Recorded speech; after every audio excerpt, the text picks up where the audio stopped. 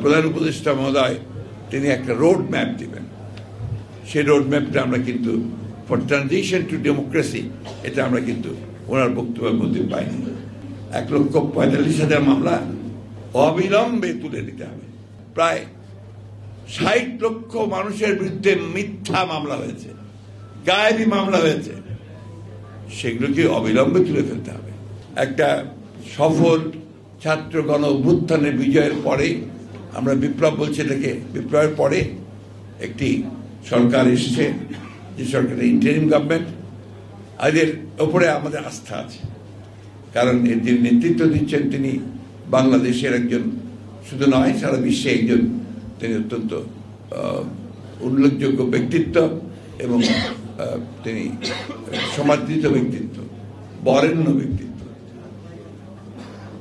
উনি নেতৃত্ব দিচ্ছেন বাংলাদেশের অত্যন্ত সফল কিছু একাডেমিশিয়ান, কিছু আপনার ইকোনমিস্ট, অর্থনীতিবিদ এবং কিছু সিভিল সোসাইটির সদস্য, 2জন ছাত্র নেতাও সেখানে আছেন। তারা এখানে এই আপনার ইন্টারিম গভর্নমেন্টে আছেন। তাদের কাছে এই দেশের মানুষের প্রত্যাশা তো আকাশচুম্বী, আকাশচুম্বী প্রত্যাশা, যে এই ভয়াবহ ফ্যাসিবাদের পরে একটা এমন একটা নির্বাচন তারা দেবেন যে নির্বাচনটা একেবারে অবাধ, সুষ্ঠু, অবাধ, নিরপেক্ষ হবে। আর এর মধ্যে যত জঞ্জাল আছে সেই জঞ্জালগুলোকে সাফ করবেন। এটা তাদের কাছে আমাদের পাওয়া, তাই না? এটাই তো আমরা চাচ্ছি তাদের কাছে। এতদিন খুব চিন্তিত ছিলাম যে আমরা প্রধান উপদেষ্টার কাছ থেকে কোনো কথা শুনতে পাচ্ছি না। কালকে উনি কথা বলেছেন, কালকে জাতির উদ্দেশ্যে তিনি একটা ভাষণ দিয়েছেন। সেই ভাষণের মূল কথাগুলোর কয়েকটা আমি আপনাদেরকে শোনাই। তিনি বলেছেন, timing of polls a political decision. কবে নির্বাচন হবে এটা রাজনৈতিক সিদ্ধান্ত, সঠিক, অবশ্যই রাজনৈতিক সিদ্ধান্ত হবে। কিন্তু এই রাজনৈতিক সিদ্ধান্ত নেওয়ার জন্য তো রাজনৈতিক নেতা, রাজনৈতিক দল, রাজনৈতিক ব্যক্তিদের সঙ্গে আলোচনা করতে হবে। আমি আশা করব যে আমাদের প্রধান উপদেষ্টা সেই প্রক্রিয়াটার দিকে খুব দ্রুত যাবেন, তিনি রাজনৈতিক দলগুলোর সঙ্গে কথা বলবেন। বলেছেন, measures to be taken so no one can ever turn country into a police state. কেউ যেন এটাকে পুলিশ স্টেট না বানাতে পারে সেই একটা অবস্থা আমরা তৈরি করব। অত্যন্ত ভালো কথা।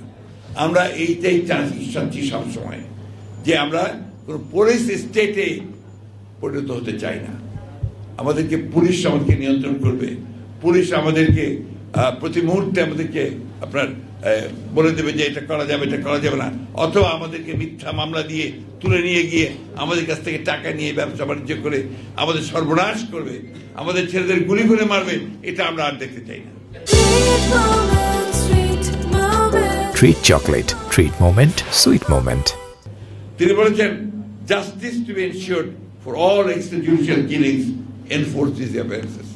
আমরা তো এটাই চাচ্ছি, বারবার করে বলছি যে এই বিচার করতেই হবে। একই সঙ্গে এটা বলছি যে আজকে এই স্বৈরাচারের বিরুদ্ধে, ফ্যাসিবাদের বিরুদ্ধে লড়াই গত 15 বছর করতে গিয়ে আমাদের প্রায় 60 লক্ষ মানুষের বিরুদ্ধে মিথ্যা মামলা হয়েছে, গায়েবী মামলা হয়েছে, সেগুলোকে অবিলম্বে তুলে ফেলতে হবে। আমরা পত্রিকায় দেখলাম যে প্রধান উপদেষ্টার মামলা চলে গেছে, উঠানো হয়েছে। আরেকজন উপদেষ্টারও মামলা উঠানো হয়েছে, সাজা ছিল সেটা সাজা বাতিল করা হয়েছে। আমাদের একজন মানুষও নাই, বিএনপি বলেন, জামাত বলেন, এই আপনার আমরা এখানে যারা বসে আছি, যাদের বিরুদ্ধে মিথ্যা মামলা নাই। তো আমাদের আশা যে মামলাগুলো এই সব মানুষের 1,45,000 মামলা অবিলম্বে তুলে দিতে হবে।